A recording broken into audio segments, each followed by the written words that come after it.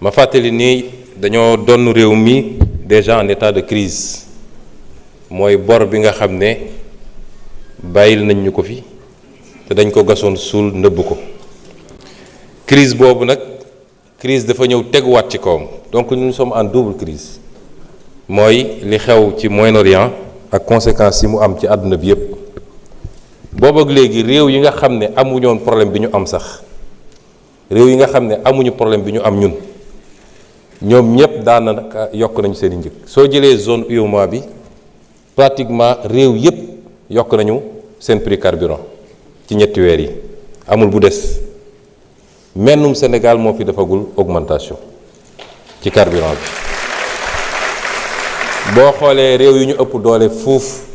ba ci réewu tugal yi demoon nañu ba commencé am ay problème approvisionnement ci carburant pour le moment ñi ngi sant yàlla amaguñu problème boobu li muy firndeel mooy ñun bi ñu egsee suñu principale priorité c'est d'abord une priorité sociale mooy nu ñuy def ba wàññil askan wi coono gi ñu dund yàlla xam na ne bu ñu fi fekkoon réew boo xam ne donn nañ ko ci un taux d'endettement de 70%, 75%, 80% sax kon tey njëg yi mun nañ ko wàññiwaat de moitié mais malgré tout bi ñu egsee laa ne la mettre en place un comité ñu liggéey ci primature ba aboutir première mesure de baisse yi nga xam ne ministre yi fàttali nañ ko léegi am na première mesure de baisse yi nga xam ne ceeb beeg diwlin beeg suukar beeg ñoom seen la woon deuxième mesure de baisse bi ñu def ko ci électricité bi ci carburant bi muy super bi muy gasoil bi ak yeneen yu ni mel kon loolu li muy firnde mooy ñun lu ñuy yitteel mooy askan wi ministre des finances wax na ko léegi bi crise bi amee au Moyen-Orient yéen budget bi ngeen voté fii yéen a ngi ko voté woon sur une prévision baril pétrole à $64 tey ñi ngi ci double bi te suñuy wax pétrole du rek impact bi du rek ci la ngay jënd ci carburant ci station bi wala gaz bi wala électricité bi déedéet parce que lépp lu ñuy consommer tey day dox ci kaw énergie boobu carburant boobu pétrole boobu moo koy tourneloo moo tax à l'échelle mondiale tey xoolal engrais bi lu muy jar engrais bi chaque jour démb rek ministre de l'agriculture newaat na ma il faut ngeen yokkal ma 10 milliards parce que prix bi ñu defoon prévision ni moom la ñuy jëndee engrais bi tey prix boobu doublé na presque loolu lay demee ci yeneen produit yépp transport bi problème la parce que les assureurs ne veulent plus assurer les navires yi nga xam ne dañu war a transporter carburant surtout jóge ci golfe bi donc impact yi ci tous les secteurs de la vie la lan moo tax nag ma ne ministre bi xaaral parce que impact yi fàttali nañ leen ko normalement ci année bi suñu jëlul benn mesure de hausse subvention yi rien que sur les produits d'hydrocarbures dina dépasser 1000 milliards ci budget boo xam ne 5000 milliards la ça veut dire que 1/5 budget bi ñu ngi koy joxe subvention normalement moroon naa def li pays sous région bi yëpp def ne ko yokk leen attention li may wax tekkiwul ni duñu yokk dinañu résister ba fu ñu mën a résister lu ñu mën a def pour bañ a répercuter les conséquences de cette crise sur les populations dañ ko def waaye à l'impossible nul n'étant tenu bu ñu demee ba xam ne mënul nekk it dinañ dellu si ci askan wi ne leen lii mënatul nekk faw ñu yokk li tax nag ma jàpp ni mënoon nañu ut yeneen solution mooy suñuy état nañ daan fonctionner dañuy seet li gën a yomb ci état bi li gën a yomb ci état bi mooy ñu singali subvention bi loo wax rek ñu ne subvention bi mais soo jëlee lu mel ni hydrocarbure état bi day paye ko ay taxes di subventionné ci beneen côté bi kon soo nee subvention bi posé na problème war ngaa xool ndax taxes yi aussi est-ce que diisul boo buggee liggéey da ngay liggéey ci ñaari tableau yi moo tax ma wax ministre de l'énergie ak ministre des finances ak samay équipe ñu liggéey ci trouver l'équilibre entre les taxes et les subventions ma jox leen ay chiffres yu simple soo jëlee 2021 ba 2025 ci ñaari at rek la état bi subventionné plus qu'il n'a taxé muy 2022 où on a subventionné pour 750 milliards taxé pour 523 milliards donc subvention bi dëgg-dëgg soo defee différence bi mooy 222 milliards yi parce que da ngaa fayeeku lii jeexawaat lii bu dee li nga fayeku li nga joxe moo ko ëpp subventionné nga mais bu dee li nga joxe moo ëpp li nga wala li nga taxé moo ëpp li nga subventionné kon am na benn reliquat boo xam ne ba léegi état bi ci bénéfice am la donc 2022 am na écart 2027 milliards en faveur de la subvention et 2023 am na écart 346 milliards en faveur de la subvention année yooyu peut-être conséquence Covid bi ak année préélectorale mën na justifier loolu mais yeneen année yëpp 2022 on a subventionné pour 237 milliards on a taxé pour 450 milliards soit 2 fois plus de taxes que de subventions. Pour 2024 682 milliards de taxes 467 milliards de subventions donc un écart de 214 milliards et enfin 2025 bi ñu jógee on a subventionné pour 380 milliards et on a taxé pour 665 milliards donc 2 fois plus. C'est pourquoi exercice ma leen demandé mooy ñu xool soit on applique la vérité des prix mais si tu appliques la vérité des prix le prix à la pompe day jóg mais taxe yi ngay laaj tam day jóg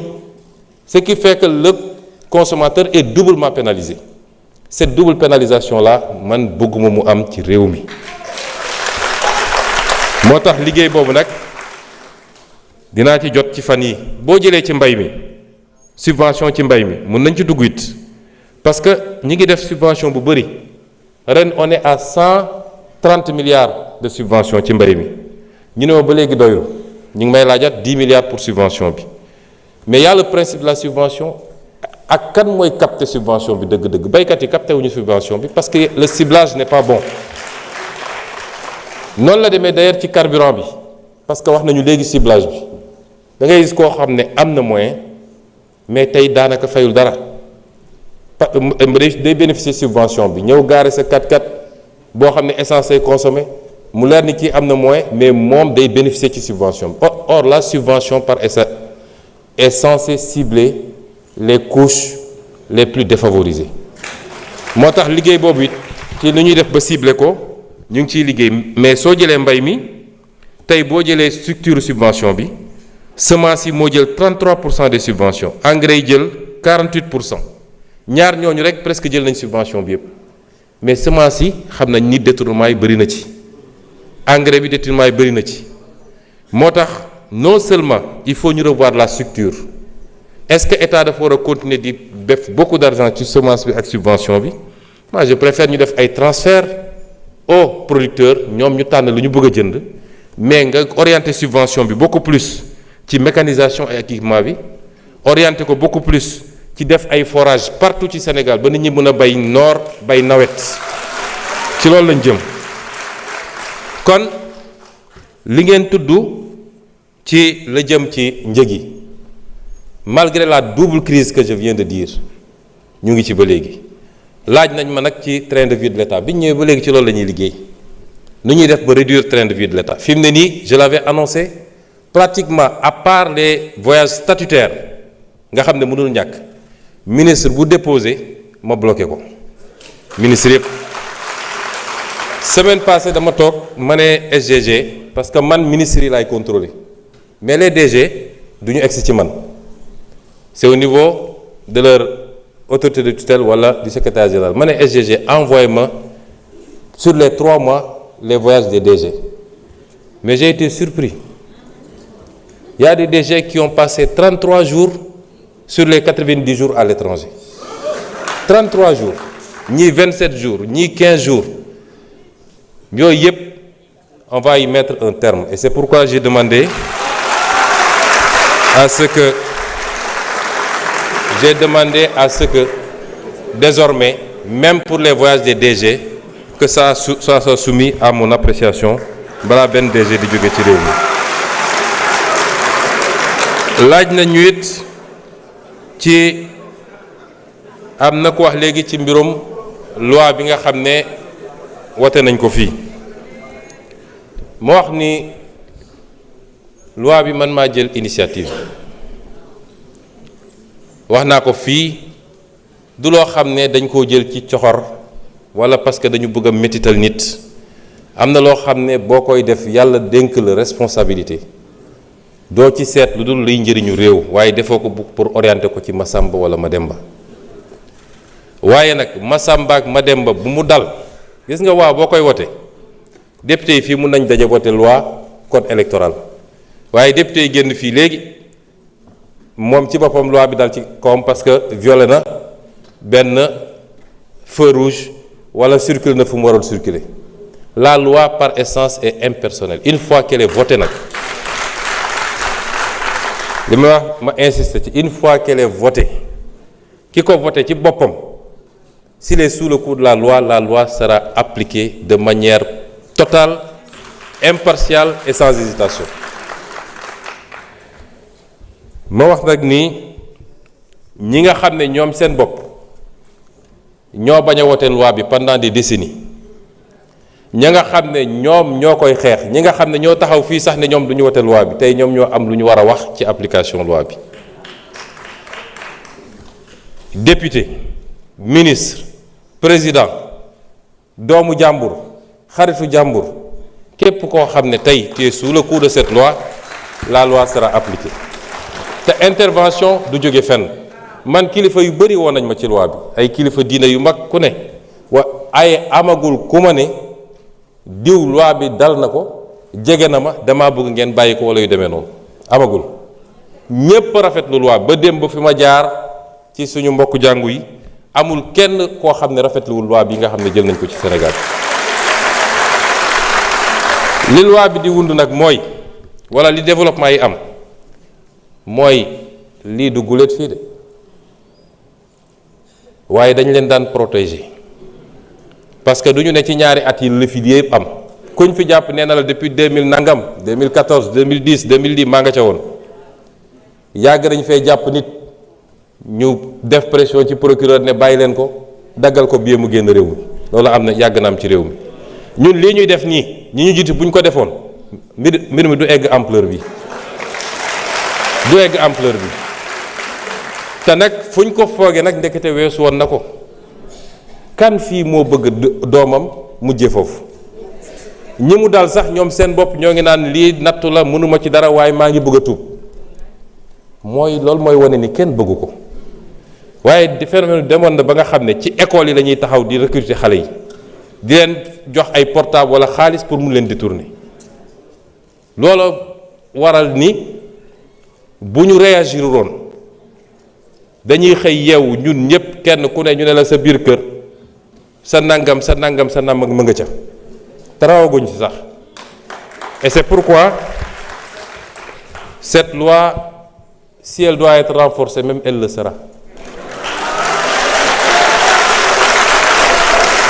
et nous insistons man nag duma justice du man may appliquer waaye la justice doit veiller à l'application totale, intégrale, impartiale et parfaite de cette loi parce qu'il y va des intérêts supérieurs de cette nation. Et j'ai entendu beaucoup de gesticulations dans des pays étrangers, particulièrement la France. Si ils ont opté pour ces pratiques que je ne veux même pas nommer, c'est leur problème, mais nous n'avons pas de leçon à recevoir d'eux. Absolument pas de leçon. Aucune leçon. S'il y a intolérance, on doit le chercher dans ces pays. Ou pas plus tard qu'il y a 4 jours, une avocate a été attaquée parce qu'elle s'est fait interviewer avec un foulard sur la tête. C'est ça l'intolérance. C'est ces pays-là qui sont intolérants. Nous n'avons pas de leçon de recevoir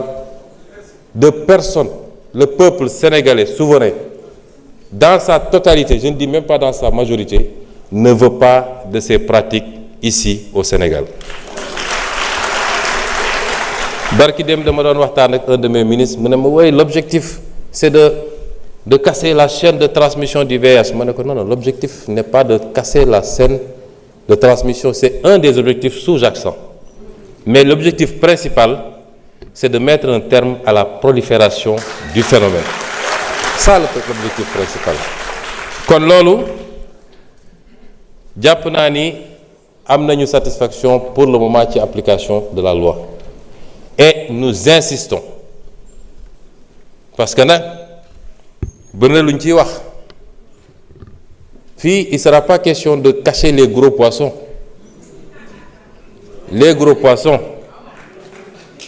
parce que ñooñu ñoo wasaare affaire bi en réalité les gros poissons ñi nga xam ne yor nañ seeni milliards yor xaalis mën a détourner facilement ay jeunes. Nous insistons pour que les choses aillent à leur terme, pour que le pays soit débarrassé de ces pratiques dont nous ne voulons pas. Et le message que je voudrais lancer pour conclure sur ce chapitre, gis nga dañu am c'est une sorte de tyrannie.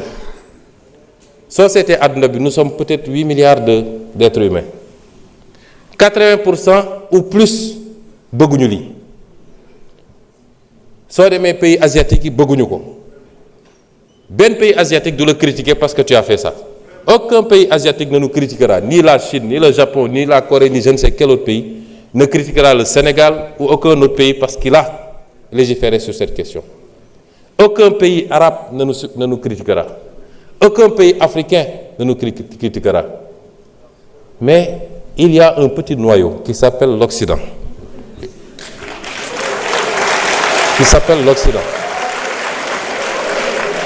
Et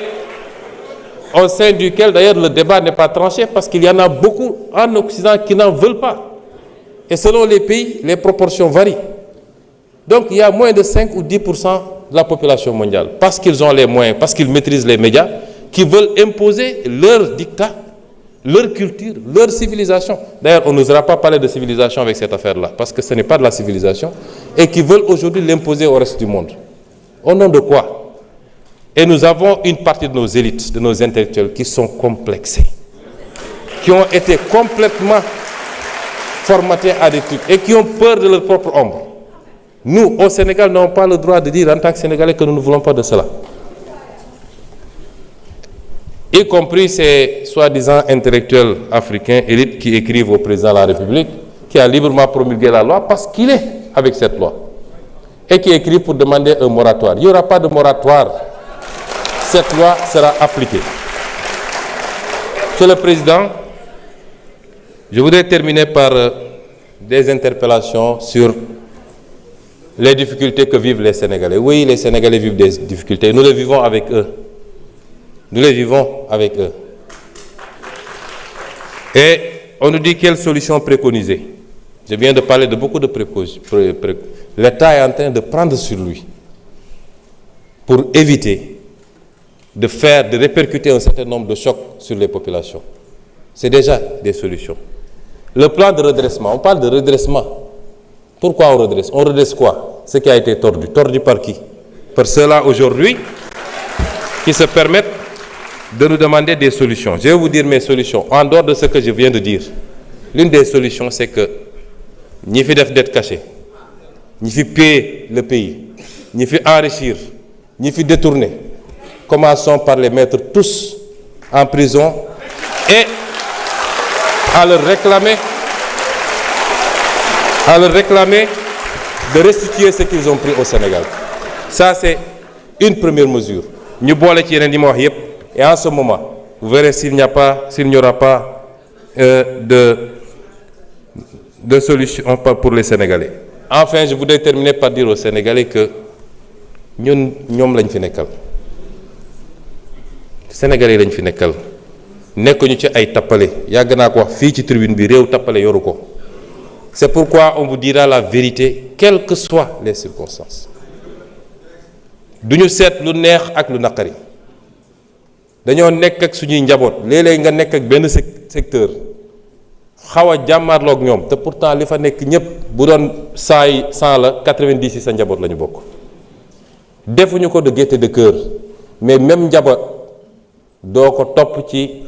luy loraange même njaboot bëgg carte électeur warul tax loolu. moo tax l'appel que je lance aux Sénégalais